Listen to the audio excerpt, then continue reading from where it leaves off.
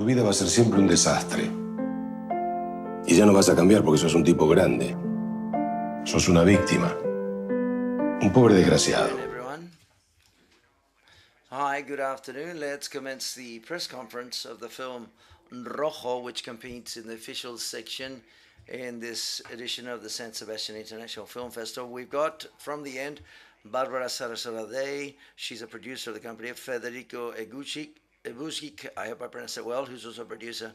Actors Alfredo Castro, Andrea Frigerio, and Dario Grandinetti, and the director Benjamin Neistat. In the front row, we've got the co-producers Rachel Daisy Ellis, Irma Trost, Marlene Slot, and the associate producers Van Wetzler and Jamal Sanel Said. I hope I pronounced all of those right. All beautiful names, of course. And if you deem, let's start with the press conference. Does anyone have any questions? Yes, please. Congratulations for the film. I liked it very much. Very beautiful film. I'd like to know whether the plot of the film has to do with the period it takes place. That's, say, 1975, and the title Rojo. Could you develop that a bit further in depth, if you'd be kind enough? Yes. I think the plot from the period of time can't be disassociated. It couldn't have taken place in any period. We're talking about a context, which is the context in which the conditions to make it possible for a state terrorism and genocide came along. It's just the film is placed just prior to this. Some others have got the context to be able to read this, but the others will follow the police sort of side of the plot that the film also offers. But quite clearly, it's a film that has to do, or it tries to be about the civil complicity in Argentina during that period. I'm not too sure whether Dario wants to add anything. No, I coincide with what you're saying or agree. I think that precisely the film, what it seems to us, it talks about that. And I personally, what I believe is, to assess it, is that Benjamin's, the way he looks at that period of time and the way he chooses to talk about that dark period that took place in our country, this has never been shown in Argentina, in Argentinian cinema, that is to say, the complicity of the civil society. Every time you show something related to Argentinian dictatorship, it's with the presence of uniforms and tanks and weapons and so on, and deaths and missing people that existed, unfortunately. But as in the time, I think that this deserves paying attention to it, especially coming from such a young person as Benjamin is, who didn't live through that period. And so to have it very clear in his mind how things were and how things took place and how they can move us this way, I think it's twofold. It's doubly meritorious for him to do so. Okay. First of all, thank you very much for the film and for being here today. I would like to ask the director, first of all, why did you decide to make this film upon a period of time that you didn't live in because you were born after the dictatorship? And I understand it's an omnipresent issue in Argentina. And also, secondly, talk about the script. When you talk about Diego's grandfather, who was a German diplomat, I wonder if that diplomatic has a Nazi background and whether you wanted to continue between Nazism and then the dictatorship in Argentina. Well, let's start with the first part of your question.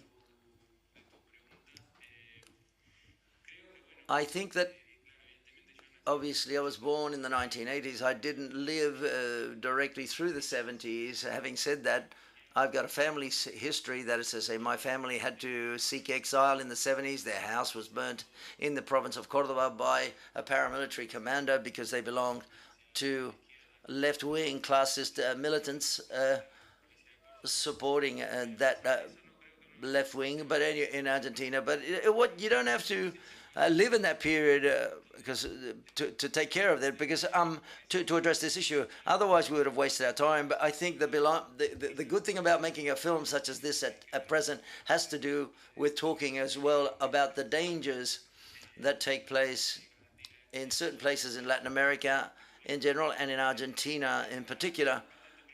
Part of your question is quite apparent on your side. I did confess I'd never thought about that. It's not necessary for there to be links directly between what you said, because the analogies are perhaps quite clear-cut between one evil and another, so to speak. ¿Tenemos alguna pregunta? Are there any other questions? Yes. Please, could you give the microphone to the person in the front row? Hi. Someone said something about this, but the question wasn't asked. Why is a film called Rojo? Why is it called Rojo? I think that I think it's great that anyone. I don't have a clear-cut, an absolute answer to that, but I think there's a symbolic side in the choice, which is quite obvious in the 1970s in Argentina. It's explained in the context of the Cold War, and all of the conception of a socialist threat.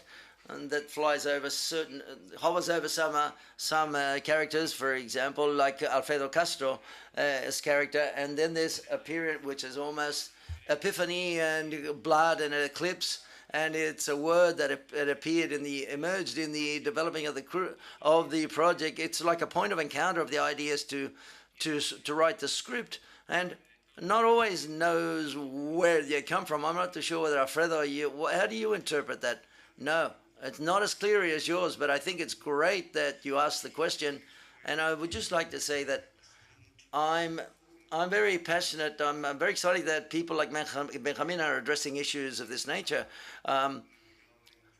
where impunity has navigated for 30 or 40 years, absolute impunity in our countries, where there are still military people live their day-to-day lives, and they have not been. There's no forgiveness and no forget. I think it's great, a film, and I'm great to participate in a young man's film with this great creativity and sensitivity of looking towards the future. And as regards to that, one of the things I was interested in, this is a question for the three actors, is how did you approach your roles, in the sense these are roles with a lot of dark and clear sides.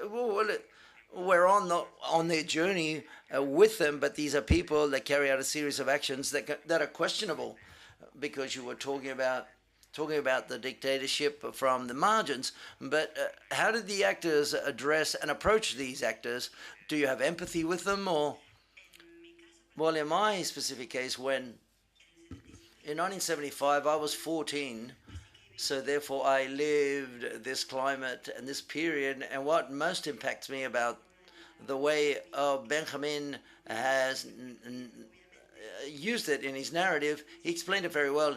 It's not a sine qua non excuse to have lived in it, but I couldn't have done it so well, even though I did live in that period, because we had a feeling of a double morals. And there was a conditioning factor that we're not asking questions because it might have been dangerous for you. And I remember there are many of us that we didn't know what social origin they had, because this could generate being in a list of telephones, and all of a sudden this would mean you would lose your life. I remember that perfectly well. And as regards to today, what I feel is that each time that a society asks for peace, behind this peace, which seems innocent and naive and well-adventured, there may be the day of asking of blood, for example, something that the society doesn't want, doesn't like. It should be, and that question can be very dangerous, and we're almost talking in the past, but it could also happen today and tomorrow, I believe. In my case, what I would like to say, if the film didn't take place in the time it took place, it would have been much more complicated for me. The script was quite clear in the sense that of what we wanted to talk about and in which way we wanted to talk about that issue.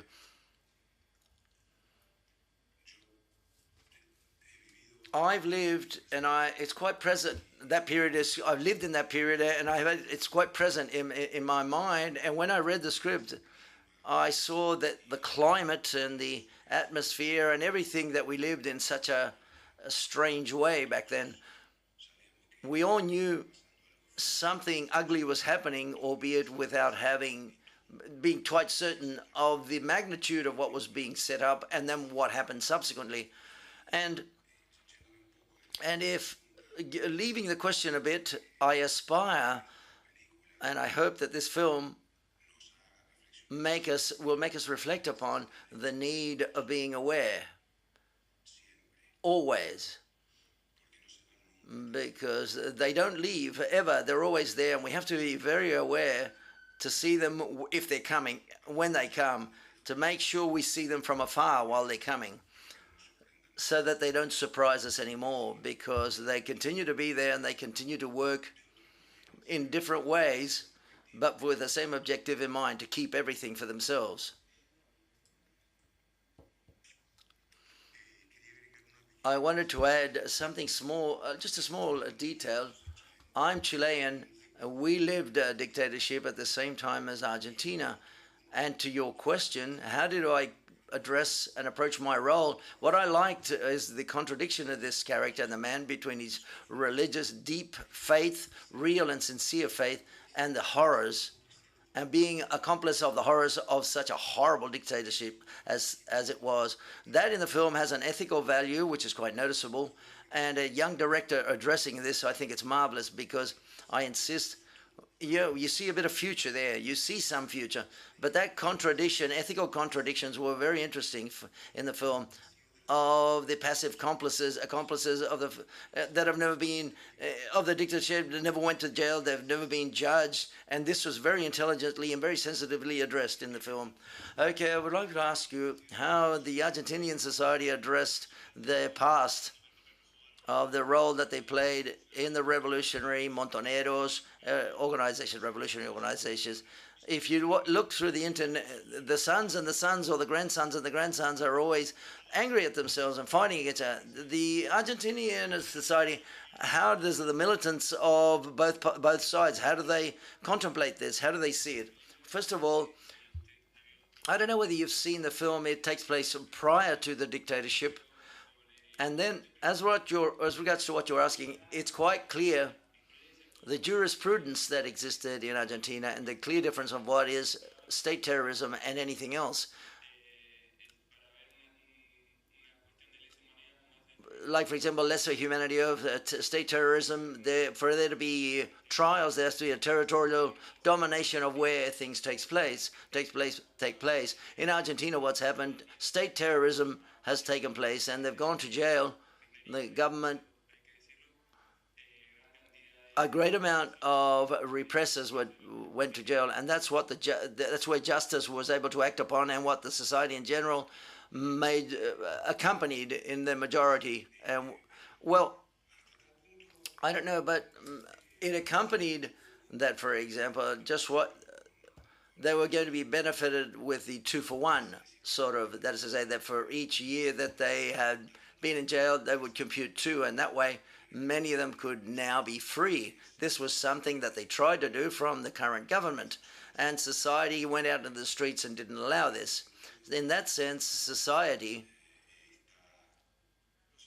I'm not too sure whether it's divided, but it is still, there's still an amount of people who don't like that those poor old men are in jail, because that's what they say, poor old men, that they're poor old men. And other people think that justice must be made and they've got to be in jail. They've got to be prisoners in jail because it was a fair trial, contrary to what they did. But why didn't they beg forgiveness? None of them have repented. No, they still revindicate what they've done. And so that's very difficult to, that pseudo-reconciliation that some sectors in society are asking for. I also would like to know whether Barbara and Federico could talk about how the project came into their hands, how it was stemmed, where does it stem from, and as it's such a clear-cut project from a political standpoint and the way it's staged, how do you both see it? How did you get involved? Hi.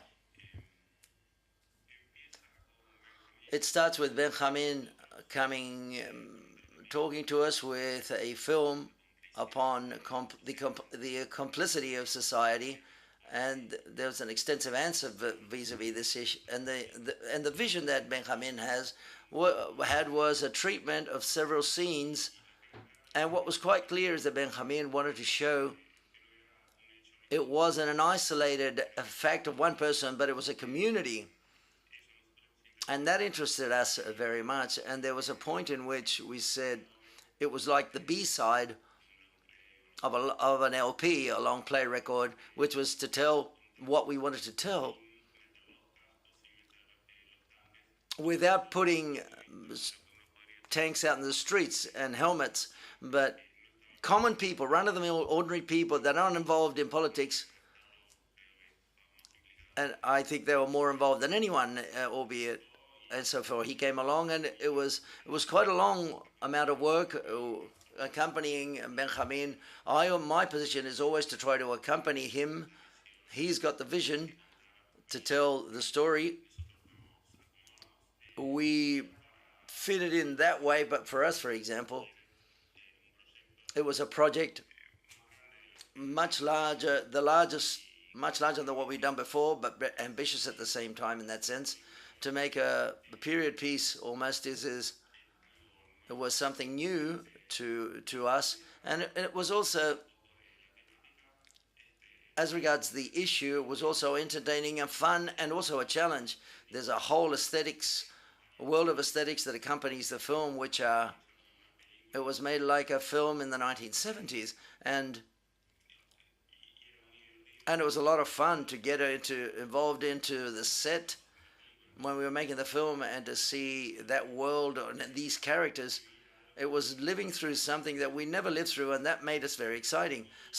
That is to say, it was great. It's complicated to make a film such as this, a period piece with extras and cars, and it was necessary to tell the story not of a man, but of an entire community. So therefore, in that sense, it took several years and we came to shoot the film, and all these people who are in the front row here jumped into the project as well, and they contributed their part, their work, the financing, in order to be able to finish the project. But it all starts with Benjamin's treatment, a position vis-a-vis how to tell in a novel way these kinds of issues, and that's what hooked me from the outset. I'm not too sure what you have to say. I have nothing else to add.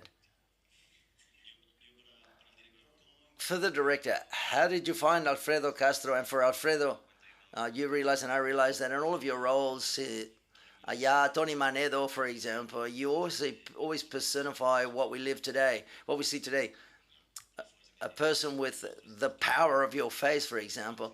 Do you not feel identified with your roles, but how do you think you continue along those with the roles you play, which is, you've worked with Lorenzo and Larray, for example, and you're well known. Well, how did you find him? Well, I found him, like many people, in Tony Manedo, the film, marvelous film, where what he does is difficult to describe. And then when we started to set up the film,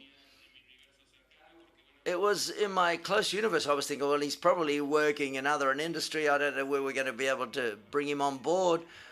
Maria Laura Bert, the casting director with whom we've worked for many years, who brought his name to the table, and we tried to call him, and we managed to achieve it. It was quite impressive, because these two antagonists, so to speak, albeit they're monsters, but not monsters, because I said monster, he thought I was really calling him an old, but these are great monsters in performing, the performing arts. That is to say, I think that his approach is very cerebral. There's a lot of awareness. He's very aware of where the camera, which is interesting to see, whereas Alfredo has a physical capacity of portraying another creature to the extent that you don't recognize, and he seems he's somebody else. All of a sudden he looks like Al Pacino, but it was a great experience working with both of them. Yes, it was marvelous, and I played very difficult roles, but that's what interests me, and there's conflict.